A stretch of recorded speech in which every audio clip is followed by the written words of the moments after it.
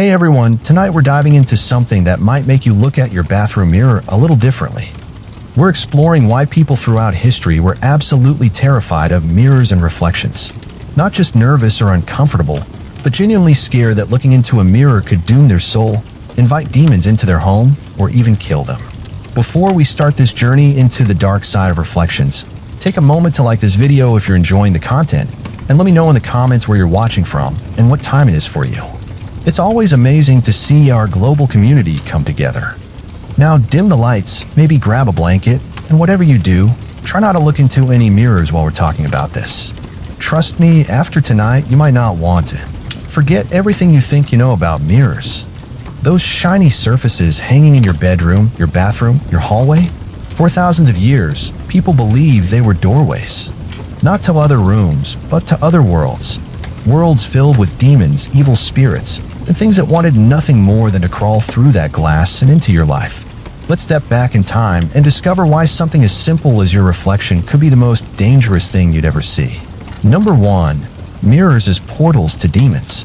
Imagine waking up in medieval Europe around the year 1200. Your home is cold, dark, and filled with shadows. Candles flicker in the corners, casting dancing shapes on stone walls.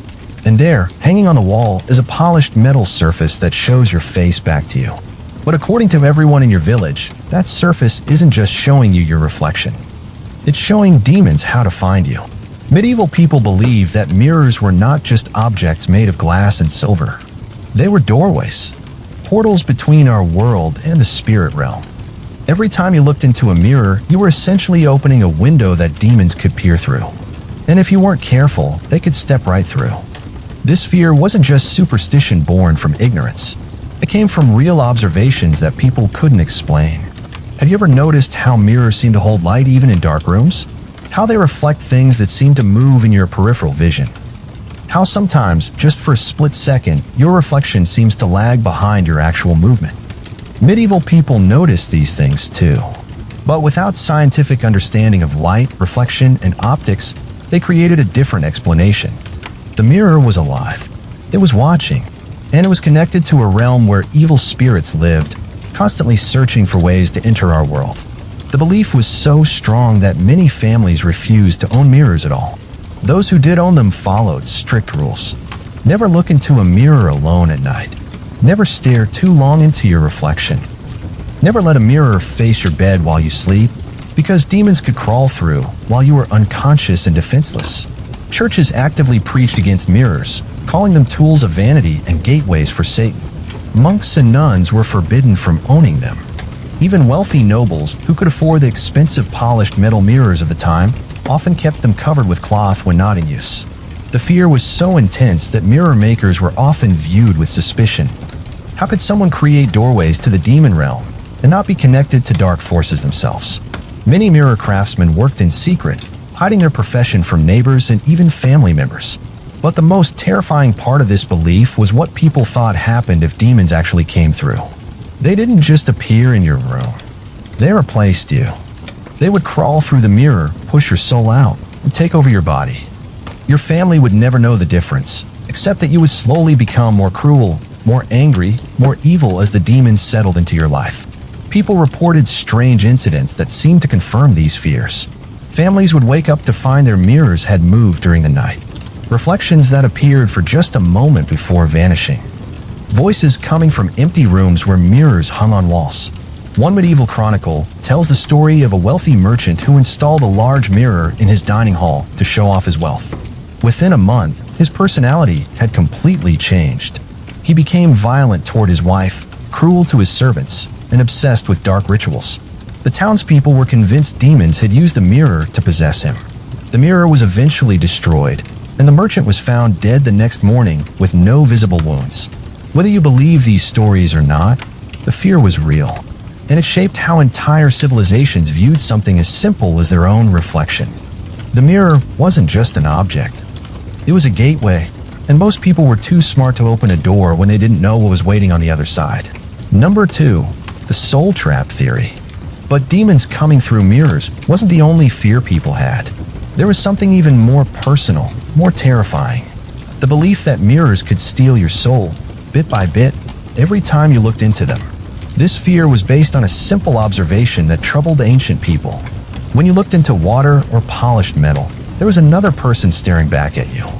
This other person looked exactly like you, moved exactly like you, but was clearly trapped inside the reflective surface. Where did this second person come from?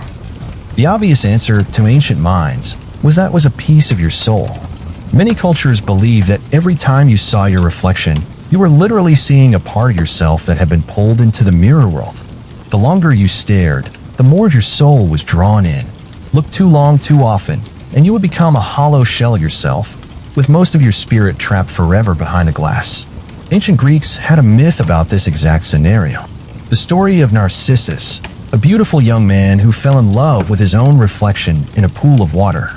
He stared at himself for so long that his soul was completely drawn into the water, and his body wasted away.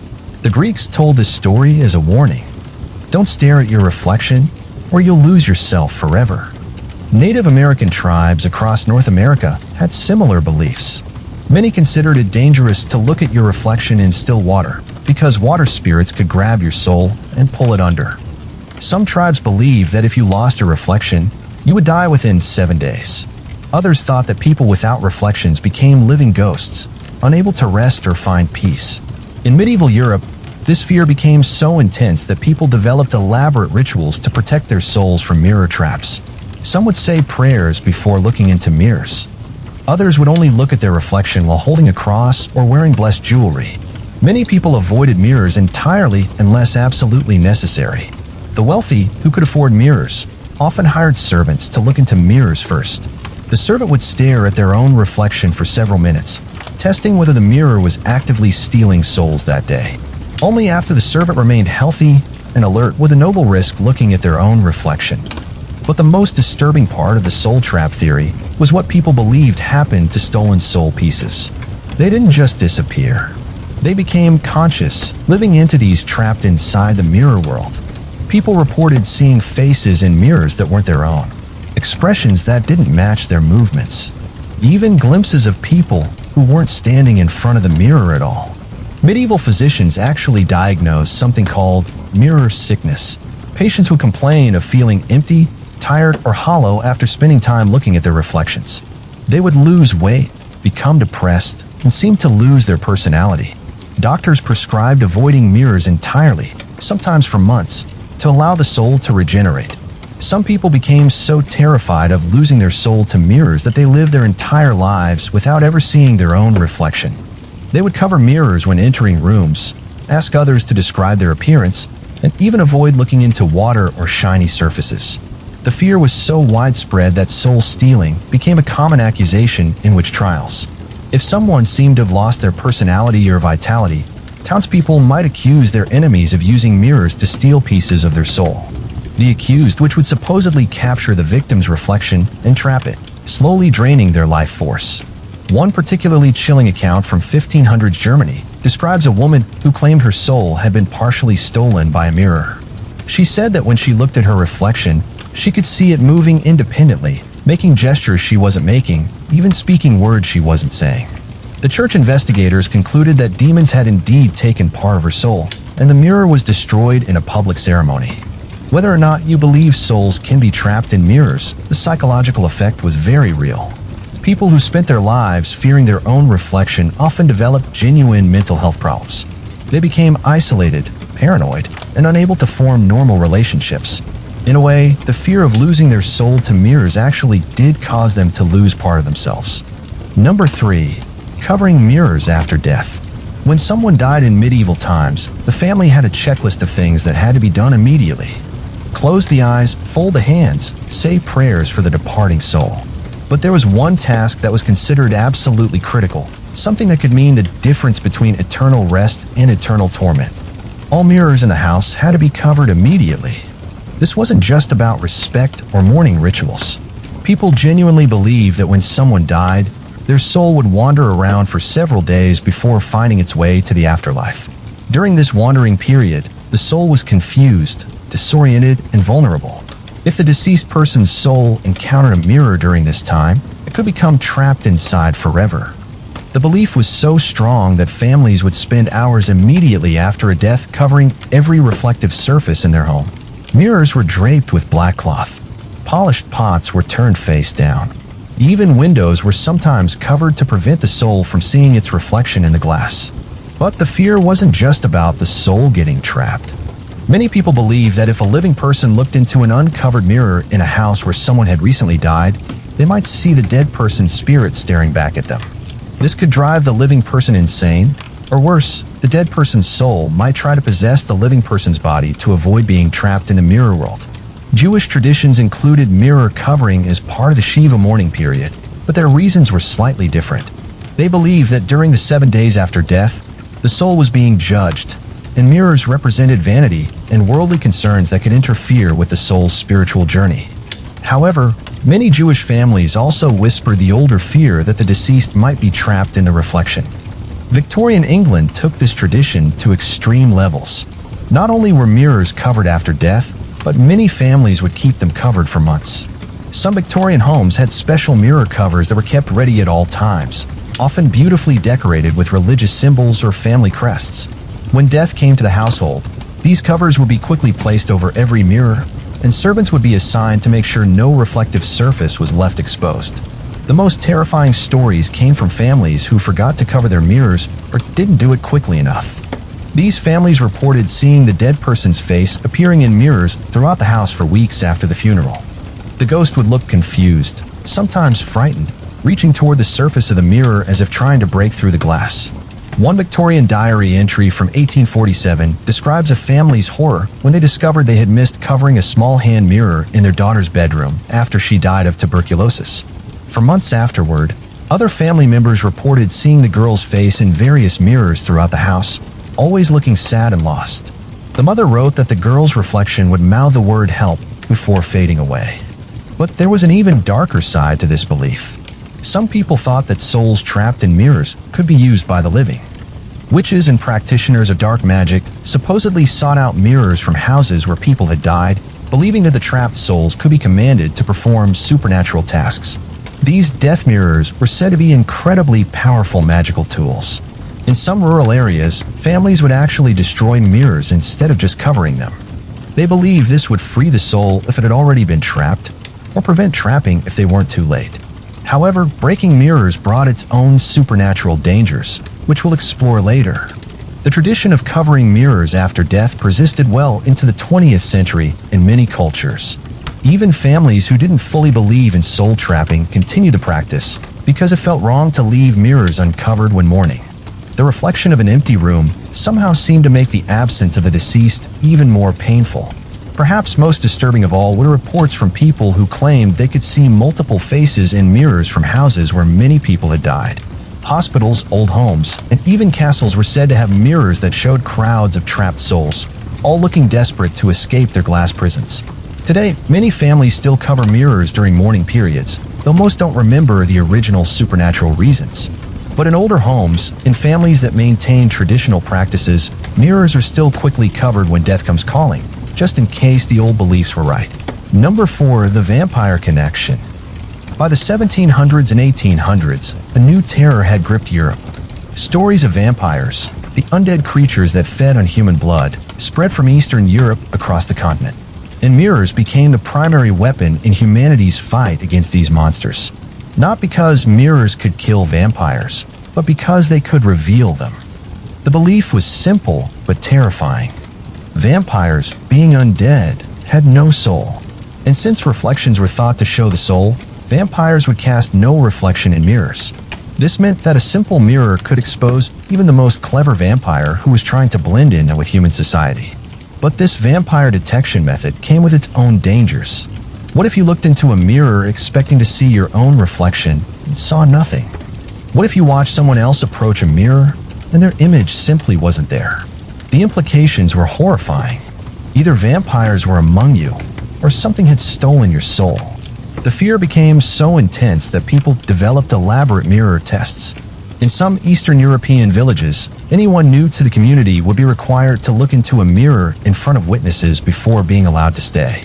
Travelers, merchants, even potential marriage partners would be subjected to the mirror test. Fail to show a reflection, and you would be immediately killed or driven away. Churches began installing mirrors near their entrances. The logic was that vampires, being evil and soulless, would be unable to enter holy ground anyway. But if one tried, the mirror would expose them before they could cause harm to the congregation. Many European churches from this period still have old mirrors embedded in their architecture, though most people today don't know why they're there. The mirror test became particularly common during times of plague or mysterious deaths. When people in a community started dying from unknown causes, suspicion would fall on anyone who seemed unusual. These suspected vampires would be forced to undergo increasingly elaborate mirror tests. They would be required to look into multiple mirrors, different types of mirrors, mirrors blessed by priests, and mirrors that had been specially prepared with holy water. But the vampire-mirror connection created new fears as well. If mirrors could detect vampires, then vampires must hate mirrors. This meant that owning mirrors made you a target. Vampires might attack your home specifically to destroy your mirrors, eliminating the tools that could expose them. Families began hiding their mirrors, only bringing them out when absolutely necessary. Some communities developed mirror-based vampire defense systems. Houses would have mirrors positioned at windows and doorways, creating a network of vampire detection. Night watchmen would carry small mirrors, checking their own reflections regularly to ensure they hadn't been turned into vampires without realizing it. The logic was that a newly turned vampire might not immediately realize they had no reflection. The most terrifying stories involved vampires who had learned to manipulate mirrors. According to these tales, powerful vampires could create false reflections, making themselves appear normal in mirrors while still being undead. These master vampires were nearly impossible to detect, and were considered the most dangerous of all supernatural creatures. One particularly chilling account from 1800s Romania describes a nobleman who passed every mirror test but was eventually discovered to be a vampire when someone noticed that while he had a reflection, it was always slightly delayed. His mirror image would move a split second after he moved, as if the vampire was consciously controlling a fake reflection. Victorian spiritualists became obsessed with mirrors as vampire detection tools. They created elaborate contraptions with multiple mirrors positioned at different angles, believing that while a vampire might be able to fake one reflection, they couldn't possibly control reflections from multiple sources simultaneously. But the vampire-mirror connection had a dark side that went beyond detection. Some people became so paranoid about vampires that they would stare into mirrors for hours, checking and rechecking their reflections. They developed a condition that doctors called reflection obsession, constantly verifying that they still had souls and hadn't been turned into vampires. Others became convinced that weak or unclear reflections meant they were partially vampiric. People with poor eyesight, aged mirrors, or dim lighting conditions would panic when they couldn't clearly see their reflection, convinced they were becoming undead monsters. The fear reached such extremes that some people refused to be in rooms with mirrors after dark, believing that vampires could somehow use mirrors as doorways, or that their own reflection might reveal vampiric transformation that only occurred at night. Even today, the connection between vampires and mirrors remains strong in popular culture. But for people in the 1700s and 1800s, this wasn't entertainment. It was a matter of life and death, and mirrors were their first line of defense against creatures that might be living among them, hiding in plain sight. Number 5. Broken mirror equals 7 years of misery. The sound of shattering glass has always been unsettling, but when that glass was a mirror, people believed the consequences were far worse than just cleaning up the mess. Breaking a mirror wasn't just bad luck. It was a supernatural disaster that would destroy your life for exactly 7 years. This belief started in medieval times, but it was based on much older ideas about mirrors and souls. Remember, people believed that mirrors contained pieces of your soul. So when a mirror broke, your soul was being shattered along with it. The broken pieces of your soul would create chaos in your life until they could somehow be made whole again. But why 7 years? Ancient people believed that human life renewed itself in 7-year cycles. Every 7 years, your body completely replaced all of its cells, essentially making you a new person. So if your soul was shattered, you would have to wait for an entire life cycle to pass before you could be spiritually renewed and the curse would be broken. The 7-year curse wasn't just about general bad luck. People believed it followed specific patterns that made it even more terrifying. The first year would bring illness to you or your family. The second year would bring financial disaster. The third year would destroy your relationships. Each year had its own category of misfortune, building up to a crescendo of misery in the 7th year. Medieval people developed elaborate rituals to try to minimize the damage from broken mirrors. Some believe that if you gathered every single piece of the broken mirror, no matter how small, and bury them in the ground during a full moon, you could reduce the curse from 7 years to 7 months. Others thought that throwing the broken pieces into running water would carry the bad luck away from you and inflict it on someone downstream. The most common protection ritual involved taking the largest piece of the broken mirror and using it to reflect moonlight onto a white cloth. The cloth would then be burned, supposedly burning away the curse. However, this ritual had to be performed on the same night the mirror was broken, and if you missed this window, the full 7-year curse would take effect. Some families kept detailed records of mirror-breaking incidents, tracking the disasters that followed to confirm the 7-year pattern. These curse journals often showed remarkable consistency. Family members would note deaths, illnesses, financial losses, and other calamities, carefully marking how they related to the broken mirror incident years earlier. The fear became so intense that people developed special techniques for handling mirrors safely. Servants in wealthy households were trained in proper mirror movement, using specific grips and movements designed to prevent accidental dropping. Some families wrapped their mirrors in blessed cloth when moving them, believing that divine protection would prevent supernatural disasters. Children were strictly forbidden from being alone in rooms with mirrors, not because of vanity concerns, but because their careless movements might cause a break that would curse the entire family. Many families taught their children that touching mirrors without permission was one of the worst possible sins. But breaking a mirror accidentally was considered less dangerous than breaking one intentionally. People believed that deliberate mirror breaking was a form of soul suicide, and the consequences would be far worse than 7 years of bad luck. Intentional mirror breaking was thought to damn your soul permanently, making you a living ghost unable to rest even after death. The superstition became so powerful that it influenced architecture and interior design. Mirrors were positioned in locations where they were less likely to be accidentally broken. Wealthy families hired craftsmen to create special mirror frames designed to protect the glass from impacts. Some mirrors were embedded directly into walls to prevent them from falling. Professional mirror makers often included warnings with their products, instructing buyers on proper care and explaining the supernatural consequences of damage. These warnings weren't just about protecting the expensive glass. They were genuine attempts to protect customers from supernatural disaster. One of the most documented cases of the 7-year mirror curse occurred in 1600s England, where a merchant named Thomas Whitmore kept detailed records of his family's misfortunes following a broken mirror incident. His journals show a remarkable pattern of disasters spanning exactly 7 years, including the deaths of 2 children, the loss of his business, a house fire, and his wife's descent into madness. On the exact 7th anniversary of the broken mirror, the disasters suddenly stopped, and his family's fortune began to improve. Whether the curse was real, or whether people simply noticed misfortunes more carefully after breaking mirrors, the fear was powerful enough to change behavior for centuries. Even today, many people still feel a chill when they hear glass breaking, and the phrase 7 years bad luck is still commonly known, even by people who don't believe in supernatural curses. Number 6. Witches using reflections for curses. While most people feared mirrors because of what might come through them or what might be trapped inside them, there was another group that people believed used mirrors for darker purposes. Witches, practitioners of dark magic, were thought to weaponize reflections themselves, turning the simple act of seeing your own image into a tool for cursing, controlling, and destroying their enemies. The belief was that witches didn't need to own mirrors to use reflection magic. Any reflective surface could become a weapon in their hands. A bowl of water, a polished knife, even a puddle of rain could be turned into a scrying tool that would allow them to see distant places, spy on enemies, and most terrifyingly, capture someone's soul for using curses. The process was thought to work like this. A witch would create a reflective surface, often using water in a black bowl or polished obsidian.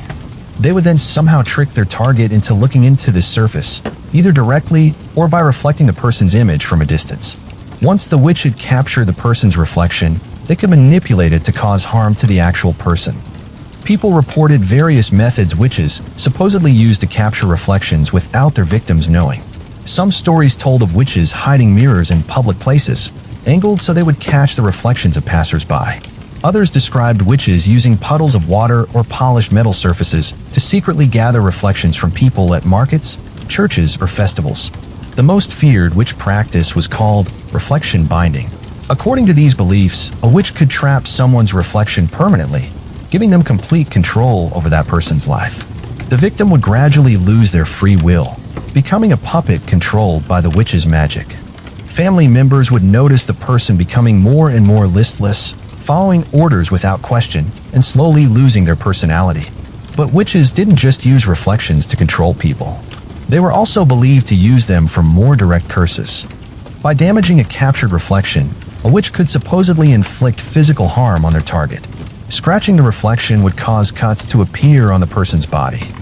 Breaking the reflective surface would break the person's bones. Covering the reflection would cause blindness or suffocation.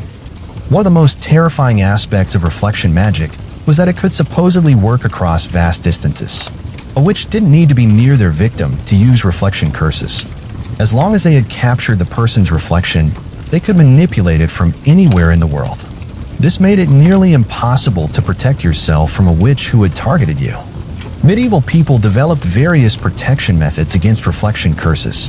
Some carried small mirrors of their own, believing that having control of their own reflection would prevent witches from stealing it. Others wore reflective jewelry or clothing that would scatter their reflection into multiple pieces, making it impossible for witches to capture completely. Religious protection was also common. People would bless their mirrors with holy water or have priests perform ceremonies to ward off witch magic. Some families kept crucifixes or other holy symbols near their mirrors, believing that divine protection would prevent supernatural manipulation. The witch trial period of the 1500s and 1600s saw many accusations related to reflection magic. People who owned unusually good mirrors, who seemed to know things they shouldn't know, or who had enemies that suffered mysterious illnesses were often accused of practicing reflection witchcraft. The evidence was usually circumstantial, but the fear was so strong that many innocent people were executed based on these beliefs. One particularly detailed witch trial from 1600 Salem involved a woman accused of using a black scrying bowl to curse her neighbors.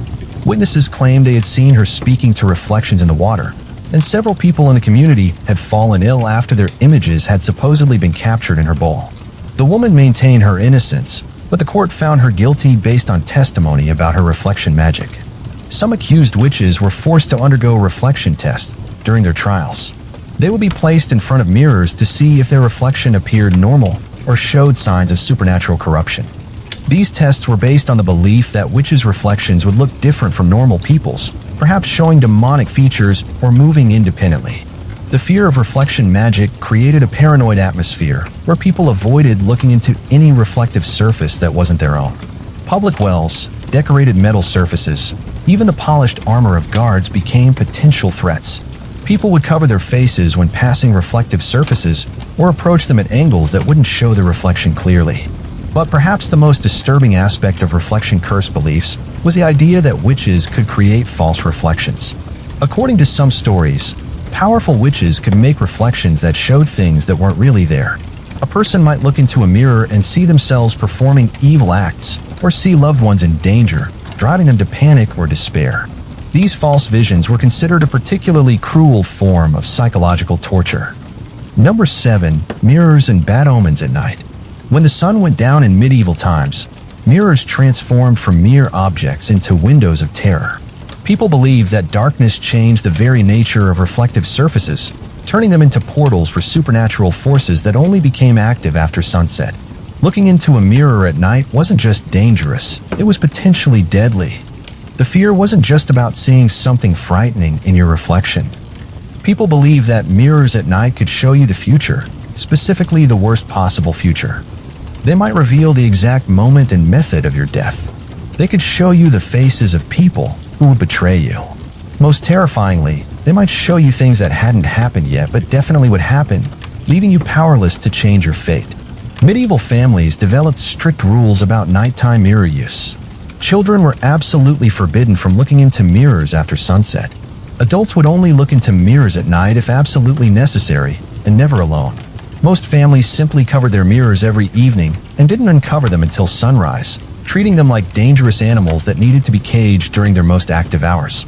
The belief was that during daylight, mirrors were relatively safe because the sun's light created a barrier that prevented most supernatural forces from using reflective surfaces. But darkness removed this protection, allowing demons, spirits, and other entities to freely move through mirrors. At night, every mirror became a two-way doorway. But the most feared nighttime mirror phenomenon was the death vision. People reported looking into mirrors at night and seeing themselves as corpses, showing exactly how they would look when they died. These visions were incredibly detailed, showing not just the person's dead face, but the clothes they would be wearing, the location where their body would be found, even expressions on the faces of people who would discover them. One documented case from 1400s France involved a nobleman who claimed he saw his death in a mirror late one night. He reported seeing himself lying in a battlefield, wearing armor he didn't yet own, with a specific wound in his chest. He was so disturbed by the vision that he refused to become a knight or own any military equipment. However, when war came to his region, he was forced to fight. He was killed in battle wearing the exact armor from his vision, with the exact wound he had seen in the mirror 3 years after the initial sighting. But death visions weren't the only nighttime mirror terrors. People also reported seeing the faces of demons staring back at them instead of their own reflections. These demon faces would sometimes speak, offering bargains for the person's soul or threatening harm to their families. Some reported seeing the faces of people they knew, but with evil expressions, suggesting that demons were impersonating their loved ones. The most disturbing nighttime mirror reports involve reflections that moved independently. People would see their reflection performing actions they weren't performing, speaking words they weren't saying, even expressing emotions they weren't feeling. These independent reflections were thought to be either demons possessing the mirror image or the person's own soul trying to escape their body. Some people developed elaborate nighttime protection rituals. They would place candles around mirrors in specific patterns, believing that flame would create barriers against supernatural intrusion. Others would position crosses or other religious symbols to reflect in the mirror, supposedly sanctifying the reflected space and preventing evil entities from using it. Professional fortune tellers and mystics deliberately sought out nighttime mirror visions, but they used extensive protection rituals and years of training before attempting to see the future in darkened mirrors. These practitioners claimed they could interpret the symbolic meaning of nighttime mirror visions and help people avoid the disasters they revealed. However, most religious authorities condemned these practices as witchcraft. Children who accidentally saw their reflections at night were often taken to priests for special blessings, based on beliefs that young souls were particularly vulnerable to corruption by nighttime mirror entities. Some children reported being unable to sleep after nighttime mirror encounters, claiming they could feel eyes watching them from every reflective surface in their homes. The fear became so intense that many medieval homes were built without mirrors in bedrooms. People believed that even covered mirrors retained some supernatural potency at night, and having them in sleeping areas could lead to nightmares, possession, or soul theft while a person was unconscious and defenseless. But perhaps the most terrifying aspect of nighttime mirror beliefs was the idea that some visions were not warnings but commands. People reported seeing reflections of themselves committing violent acts and then feeling compelled to carry out these actions in real life. These cases led to beliefs that demons could use nighttime mirrors not just to show the future, but to control people's actions and force them to commit sins. Even wealthy families who owned expensive mirrors often hired servants specifically to manage mirror coverings at sunset and sunrise. These mirror keepers were considered essential household staff, responsible for protecting the family from supernatural dangers that emerged from reflective surfaces after dark. Number 8. Reflections in water were feared too. Mirrors weren't the only reflective surfaces that terrified people throughout history. Natural reflections in water were considered even more dangerous because they connected directly to the spirit world that people believed existed beneath lakes, rivers, and ponds. While manufactured mirrors were bad enough, water reflections were thought to be doorways to an underwater realm filled with spirits, demons, and the souls of drowning victims. The fear of water reflections was based on ancient beliefs that bodies of water were portals to the underworld. Rivers were thought to be pathways that souls traveled after death. Lakes and ponds were believed to be resting places for spirits. When you saw your reflection in water, you weren't just seeing an image, you were looking directly into the realm of the dead. Many cultures believe that water spirits actively tried to pull living souls into their underwater domain. These spirits were thought to be jealous of people who still had bodies and lives above water. They would grab reflections and use them to drag the actual person down into the depths. This is why so many cultures warned against staring at your reflection in water for too long. Greek mythology included the story of Narcissus, but the original versions were much darker than modern retellings. Narcissus didn't just fall in love with his reflection, he was actively hunted by water spirits who used his image to trap and kill him. The myth was a warning that water reflections were predatory, designed to lure people to their deaths. Celtic cultures had extensive folklore about water reflections and the dangers they posed. They believed that certain bodies of water contained mirror spirits that could steal your appearance, leaving you faceless while they used your reflection to interact with the human world. People who had their reflections stolen supposedly became invisible, unable to be seen or remembered by other people. Medieval Christians incorporated these older beliefs into their religious framework, teaching that water reflections were particularly dangerous because water was associated with baptism and spiritual transformation.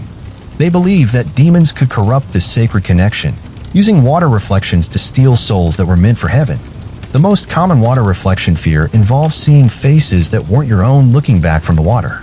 People reported seeing the faces of dead relatives, unknown strangers, or obviously supernatural entities staring up at them from ponds and rivers. These faces were thought to be spirits trying to communicate with the living world, or predatory entities luring people closer to the water's edge. But the most terrifying water reflection phenomenon was the belief that your reflection could be pulled under permanently. According to these stories, people would lean over water to look at their reflection, but when they tried to move away, their image would remain in the water. The person would then gradually waste away as their reflection lived an underwater life, eventually dying when their reflection was finally destroyed or consumed by water spirits. Rural communities developed strict rules about interacting with water reflections. Children were taught never to stare at their image in water for more than a few seconds. People were forbidden from disturbing water while their reflection was visible, because breaking the surface might anger the spirits below. Some communities designated specific people as water watchers whose job was to monitor local ponds and rivers for supernatural activity. Certain bodies of water gained reputations as particularly dangerous for reflections. These mirror waters were avoided by local people. Travelers were warned never to look into them. Some of these locations still maintain their sinister reputations today, with local legends about people who disappeared after seeing their reflections in cursed waters. The fear extended to artificial water as well.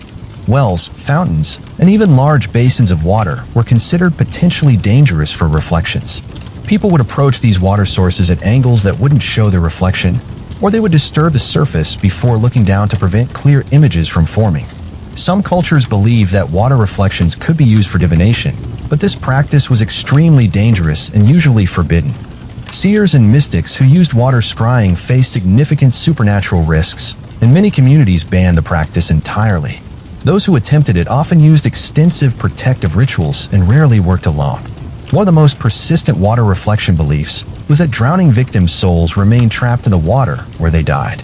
People believed that if you saw your reflection in water where someone had drowned, the dead person's soul might try to possess your body or drag you down to join them. This made previously safe swimming and fishing areas permanently dangerous after drowning incidents. Professional water workers like fishermen, boatmen, and well diggers developed special techniques to avoid seeing their reflections while working. They would work during cloudy days when possible, disturb water surfaces before looking down, or use tools that allowed them to work without looking directly into the water. But perhaps the most chilling aspect of water reflection fears was the belief that certain reflections were prophetic. People reported seeing their reflections in water, showing them as they would appear at the moment of their death. Unlike mirror death visions, water reflections supposedly show the actual drowning process, complete with the struggle, the final moments, and the peaceful face that will be found later. These prophetic drowning visions created a terrible psychological burden. People who saw their death in water often became terrified of all bodies of water, even small streams or rain puddles. Some became so paranoid that they refused to drink water, bathe, or even go outside during rainstorms, convinced that any contact with water would trigger the death they had seen in their reflection. Number 9. The mirror test of truth. During the height of witch trials and supernatural paranoia, communities developed what they believed was a foolproof method for identifying evil people. The mirror test of truth was based on the belief that mirrors would reveal a person's true spiritual nature, showing corruption that couldn't be hidden by normal appearances. If your reflection looked wrong, distorted, or evil, it meant your soul was corrupted. The test was simple but terrifying. The accused person would be forced to stand in front of a mirror while judges, clergy, and townspeople watched for any signs that their reflection was abnormal. The watchers looked for specific signs of supernatural corruption, reflections that moved differently than the person, faces that showed demonic features, images that appeared delayed or too early, or reflections that seemed to show the person's true evil nature. But the mirror test wasn't just used for suspected witches. It became a general tool for detecting any form of spiritual corruption. People accused of theft, adultery, heresy, or even just being generally untrustworthy could be subjected to mirror tests. The belief was that sin corrupted the soul, and corrupted souls will produce obviously evil reflections. Medieval churches often kept special truth mirrors that were blessed by bishops and supposedly enhanced to reveal spiritual corruption more clearly. These mirrors were brought out during serious accusations, and their verdicts were considered as reliable as eyewitness testimony. People who fail the mirror test could be excommunicated, imprisoned, or even executed based solely on what witnesses claimed to see in their reflection. The psychological pressure of the mirror test was intense. Accused people knew that their lives depended on how their reflection appeared to hostile observers who were already convinced of their guilt. Many people became so nervous during the test that they would shake, sweat, or move awkwardly, which observers would interpret as signs that their reflection was behaving abnormally. Some communities developed elaborate mirror test procedures. The accused would be tested with multiple mirrors, different lighting conditions, and various religious objects placed near the mirrors to see if they affected the reflection. Priests would perform blessings and curses while the person looked into the mirror, watching for changes in the reflection that would indicate supernatural influence. But the mirror test created its own form of corruption. People began using the test to settle personal disputes, accusing enemies of spiritual corruption and demanding mirror tests they knew the accused couldn't pass. Judges who wanted to convict certain people would claim to see demonic features in perfectly normal reflections, knowing that other observers would agree rather than risk being accused of spiritual blindness themselves. The most tragic cases involved children who were subjected to mirror tests. Young people accused of lying, stealing, or disobedience could be forced to prove their innocence by looking into truth mirrors. Children were particularly vulnerable because they often became frightened and confused during the test, behaviors that adults interpreted as evidence of guilt or supernatural corruption. One documented case from 1600s Germany involved a merchant accused of cheating customers. During his mirror test, witnesses claimed his reflection showed him with blackened teeth, clawed hands, and glowing red eyes. The man maintained that he saw only his normal reflection, but the court accepted the witness's testimony. He was sentenced to death for being spiritually corrupted by greed and fraud. Professional mirror readers emerged in some communities, people who claimed special ability to interpret the spiritual meaning of reflections during truth tests. These experts would examine the accused person's reflection and provide detailed reports about what the mirror revealed about their soul's condition. Their testimony often determined whether the accused lived or died. But the mirror test had an even darker side. Some communities used it to identify people whose reflections were too perfect, believing that supernatural beings trying to blend in with humans might create artificially flawless mirror images. People with particularly clear, symmetrical, or beautiful reflections could be accused of being demons or other supernatural entities in disguise. The test also created a paranoid atmosphere, where people became obsessed with monitoring their own reflections for signs of corruption. Families would regularly test each other, looking for subtle changes that might indicate spiritual deterioration. People began avoiding mirrors entirely, terrified that even minor imperfections in their reflection might be interpreted as evidence of sin. Religious authorities eventually began to question the reliability of mirror tests, pointing out that frightened people often appeared distorted in mirrors and that hostile observers might see evil where none existed. However, the practice persisted in rural communities well into the 1700s, and some isolated areas continued using mirror tests for serious accusations until the early 1800s. Number 10. Mirrors in graves. The final and perhaps most disturbing mirror superstition involved the burial practices of medieval communities. In some regions, mirrors were deliberately buried with the dead, but not as treasured possessions or symbols of vanity. These mirrors served a dark purpose. They were meant to trap the deceased person's soul permanently, preventing it from returning to haunt the living. This practice emerged from the belief that some people, particularly those who died violently, committed great sins, or practiced witchcraft, would not rest peacefully in their graves. Their souls would wander the earth, seeking revenge, trying to complete unfinished business, or simply refusing to accept death. Mirrors in graves were supernatural prisons designed to contain these restless spirits. The burial mirrors weren't just any reflective surfaces. They were specially prepared using rituals that were passed down through generations of gravediggers and clergy. The mirrors would be blessed, cursed, or enchanted depending on the specific needs of the burial.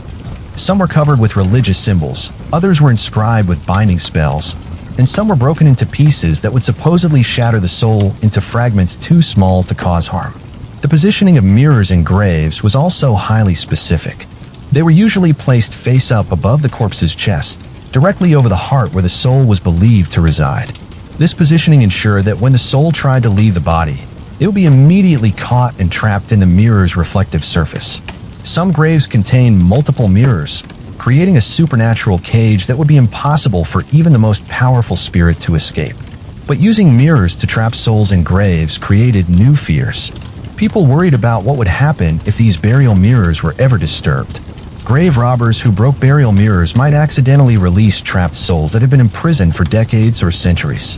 These released spirits would be furiously angry about their imprisonment and incredibly dangerous to anyone nearby. Some communities kept detailed records of which graves contained mirrors and what types of souls were trapped within them. These soul registries were carefully guarded documents that helped future generations avoid disturbing the wrong graves. Families would pass down warnings about specific burial sites, sometimes for hundreds of years, ensuring that the trapped souls remained contained. The practice became so common in certain regions that graveyards developed areas specifically for mirror burials. These sections were marked with special symbols and surrounded by additional protective barriers. People avoided these areas whenever possible, believing that even walking near graves containing trapped souls could be dangerous. But perhaps the most terrifying aspect of mirror burials was what people believed happened to the souls trapped inside them. Unlike normal deaths, where souls would eventually find peace, mirror-trapped souls were thought to exist in a state of eternal consciousness. They were aware, angry, and constantly trying to escape their reflective prisons. People reported hearing voices coming from graveyards where mirror burials had taken place. These voices would call out names, make threats, or beg for release. Some claimed they could see faces appearing in any reflective surface near these graves, as if the trapped souls were trying to use other mirrors to communicate or escape. Certain families became known as specialists in mirror burial techniques. These soul binders were called upon when communities needed to ensure that particularly dangerous people would not return as ghosts. The knowledge was considered so dangerous that it was usually only passed from parent to child, and practitioners were both feared and respected in their communities. But mirror burials weren't just used for evil people. Some families used them for loved ones who had died traumatically or unexpectedly, believing that these souls might not realize they were dead and could become confused, wandering spirits. In these cases, the mirrors were supposed to gently contain the soul until it accepted its death and was ready to move on to the afterlife. The practice created ethical dilemmas that troubled religious authorities. Was it right to trap a soul, even an evil one, for eternity? Some priests argued that mirror burials prevented souls from facing divine judgment, essentially interfering with God's plan. Others maintained that protecting the living from dangerous spirits was a sacred duty that justified extreme measures. Archaeological evidence suggests that mirror burials were more common than historical records indicate. Excavations of medieval cemeteries have uncovered numerous graves containing broken mirrors, polished metal discs, and other reflective objects positioned in ways that suggest supernatural rather than decorative purposes. However, many of these findings have been dismissed as coincidental or misinterpreted by researchers who don't understand the spiritual beliefs behind them. The mirror burial tradition created lasting fears about disturbing old graves.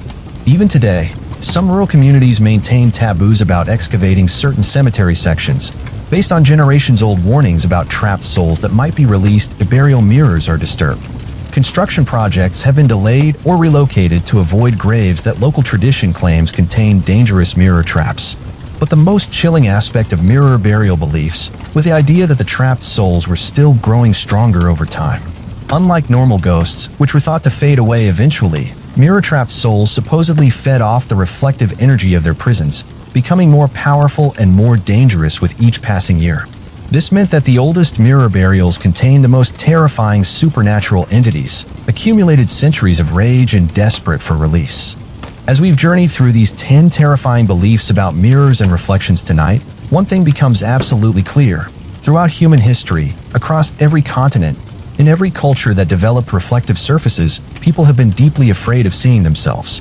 But this wasn't vanity or self-consciousness, or the kind of social anxiety we might recognize today. This was something much more profound, much more primal.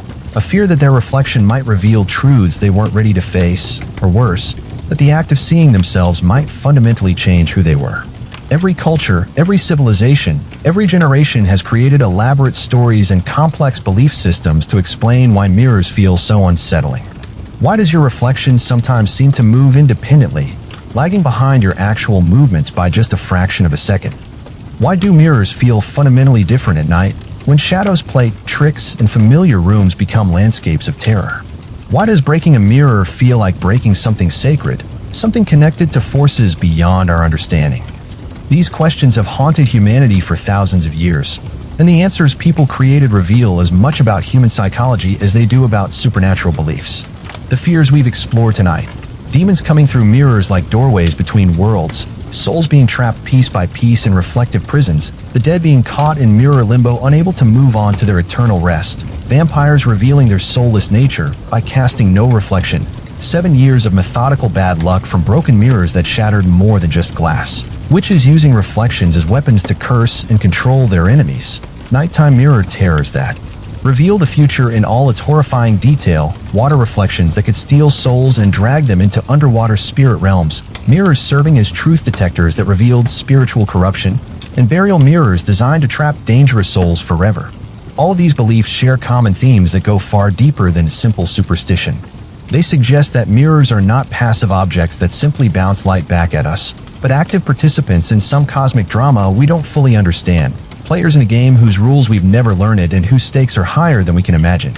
They imply that our reflections are not just light patterns and optical illusions, but actual pieces of our souls, vulnerable to capture, manipulation, or destruction by forces that understand the spiritual world better than we do. And they warn us that the act of seeing ourselves, the seemingly innocent daily routine of checking our appearance, might fundamentally change us, usually for the worse, sometimes irreversibly. But perhaps the most interesting and disturbing aspect of these beliefs is how persistent they remain even in our modern, scientific, rational world. Even today, when we understand the physics of light and reflection, when we know about optics and psychology, and the way human brains process visual information, people still feel uneasy about mirrors in dark rooms. We still avoid looking at ourselves too long in bathroom mirrors late at night. We still feel a chill when we catch unexpected glimpses of ourselves in windows or polished surfaces. We still knock on wood when we mention good fortune, step around ladders instead of walking under them. And yes, many of us still feel a genuine moment of dread when we break a mirror, even though we logically know that 7 years of bad luck is scientifically impossible. This persistence suggests something profound about human nature. Our ancestors weren't just superstitious or ignorant or lacking in scientific education. They were responding to something real, maybe not supernatural in the way they understood it, but definitely psychological, definitely rooted in fundamental aspects of what it means to be human and conscious and aware of our own existence in ways that can be deeply unsettling. When you look into a mirror, you're not just seeing your reflection bouncing back at you from a silvered surface. You're seeing your mortality staring back at you, unavoidable and undeniable. You're seeing your imperfections, your asymmetries, the ways your body shows the passage of time and the accumulation of experiences both good and bad. You're seeing your humanity in all its vulnerable, flawed, temporary glory. You're reminded that you exist in physical space, that you can be observed and judged by others, that you're vulnerable in ways you might prefer to forget or ignore. You're also confronting this strange philosophical puzzle of consciousness itself. Who is that person looking back at you? Are they really you, or are they something else wearing your appearance? When you move, they move, but there's something unsettling about the way they mirror your actions so perfectly. It's like watching someone else perform a perfect imitation of your life, and there's something deeply disturbing about the idea that someone else could know you so completely, could copy you so precisely. Our ancestors created supernatural explanations for these uncomfortable feelings because they didn't have psychological frameworks to understand them, because they live in worlds where spiritual explanations were more common and more accepted than scientific ones. But the feelings were real, and in many ways they still are. The mirror shows you everything about your physical appearance, and reveals absolutely nothing about who you really are inside. It presents perfect images of imperfect beings. It captures light but not life, appearance but not essence, faces but not souls. And maybe, just maybe, that's mysterious enough to justify a little healthy fear, a little respectful caution, a little acknowledgement that there are aspects of human existence that remain fundamentally strange and unsettling no matter how much we learn about the physical world. The people we've talked about tonight, the medieval peasants who covered their mirrors after deaths, the ancient Greeks who warned about Narcissus and the dangers of self-fascination, the witch trial judges who looked for spiritual corruption in distorted reflections, the families who developed elaborate protection rituals to keep their souls safe from mirror traps, these people weren't fundamentally different from us. They experienced the same unsettling feelings we do when confronted with their own reflections, the same sense that something important and mysterious was happening when they saw themselves staring back from reflective surfaces. They just lived in times and places where it was acceptable, even expected, to acknowledge that some experiences can't be easily explained or categorized or dismissed. They lived in cultures that made room for mystery, for the possibility that the world contained forces and phenomena that human understanding couldn't fully grasp. They were willing to admit that seeing yourself might be one of the strangest experiences a human can have, and that maybe it should make us a little nervous. Consider what actually happens when you look in a mirror. Light bounces off your face, travels through space, hits a reflective surface, bounces back, travels through space again, enters your eyes, gets processed by your brain, and somehow becomes an experience of seeing yourself. When you really think about it, when you break down the actual process step by step, it's incredibly complex and somewhat miraculous. You're seeing yourself by watching light that touched you, left you, interacted with another object, and returned to you carrying information about what you look like. But it's more than that. You're not just seeing your appearance. You're seeing yourself seeing yourself. You're becoming aware of your own awareness, conscious of your own consciousness. You're experiencing the strange loop of self-observation that philosophers and scientists still don't fully understand. The person in the mirror is looking back at you with the same intensity, the same curiosity, the same slight uneasiness that you're directing at them. And sometimes in certain light, at certain angles, in certain states of mind, that person in the mirror seems just a little bit independent, just a little bit separate from you. They seem to have their own thoughts, their own agenda, their own reasons for staring back at you so intently. In those moments, you can understand exactly why people throughout history believe that reflections are something more than just bounced light, something more dangerous than just optical illusions. The fears we've explored tonight persist because they touch on fundamental questions about identity, consciousness, mortality, and the nature of reality itself. When medieval people worried about demons coming through mirrors, they were expressing anxiety about the permeability of the boundary between self and other, between safety and danger, between the known and the unknown. When ancient cultures feared that mirrors could steal souls, they were grappling with questions about what makes us who we are, and whether our sense of self is as solid and protected as we'd like to believe.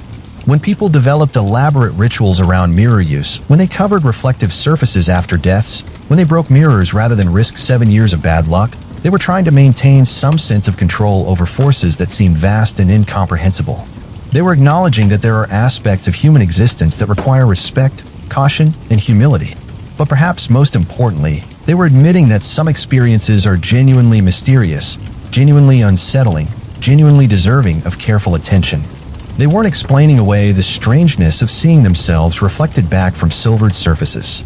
They were honoring that strangeness, treating it as significant, recognizing that the ability to see yourself might be one of the most profound and disturbing capabilities humans possess. So tonight, when you brush your teeth or wash your face or get ready for bed, take a moment to really look at your reflection. Don't worry, demons probably won't come through the mirror, and witches probably can't capture your soul through the glass, and your reflection probably won't reveal the exact moment and method of your death. But you might understand, for just a moment, why people throughout history have found something deeply mysterious and unsettling about seeing themselves staring back from that silvered surface. You might realize that the person looking back at you is both completely familiar and completely strange, both definitely you and somehow not quite you, both a perfect copy and something entirely separate. You might notice the way your reflection seems just a little bit delayed, just a little bit independent, just a little bit alive in ways that pure optical physics can't quite explain. And you might understand why your ancestors, faced with this daily mystery, this routine miracle, this ordinary impossibility of seeing themselves, created stories about demons and soul theft and supernatural dangers. Because seeing yourself really is one of the strangest things humans do, and maybe it should make us a little nervous, a little respectful, a little humble in the face of mysteries we don't fully understand. The mirror shows you everything about how you appear to the world and reveals absolutely nothing about who you really are inside. It presents a perfect image of an imperfect being, captures light but not life, reflects appearance but not essence, shows faces but not souls. And maybe that contradiction, that fundamental impossibility of truly seeing yourself, is mysterious enough to justify the fears people have carried for thousands of years. Your ancestors covered their mirrors after deaths not just because they were superstitious, but because they understood something we've forgotten. That seeing yourself is a profound experience that deserves respect, attention, and maybe just a little bit of fear. They knew that reflections reveal and conceal in equal measure, that mirrors show us everything we can observe about ourselves and nothing we really need to know. So the next time you hear glass breaking, or catch a glimpse of movement in your peripheral vision while looking in a mirror, or feel that odd chill when you see your reflection in dark water, remember, you're feeling the same things that have unsettled humans for thousands of years. You're experiencing the same mystery that inspired our ancestors to create elaborate protection rituals, to develop complex supernatural explanations, to treat mirrors as something more significant than simple household objects. And maybe, in a world that often tries to explain away mystery and reduce wonder to mere mechanism, that's exactly the kind of healthy fear we need to maintain. Maybe we should approach mirrors with the same respectful caution our ancestors showed, acknowledging that some experiences remain fundamentally strange and deserving of careful attention, no matter how much we learn about the physics of light and reflection. Because at the end of the day, seeing yourself is still one of the most mysterious things you'll ever do. And the person looking back at you from behind a glass, that reversed version of yourself that knows everything you know and moves when you move but somehow remains fundamentally separate and unknowable, is still one of the strangest beings you'll ever encounter. Thanks for joining me on this journey through the dark history of mirrors and reflections, through the fears and beliefs and superstitions that shape how entire civilizations understood the simple act of seeing themselves. If you enjoyed exploring these ancient terrors, let me know in the comments what other historical mysteries you'd like to investigate. And remember, next time you're alone with a mirror at night, you'll understand exactly why people throughout history preferred to keep their reflections covered until morning. Sweet dreams, and try not to think too hard about what might be looking back at you from behind a glass, learning about you, copying your movements, waiting patiently for something you can't quite identify but somehow know you should fear.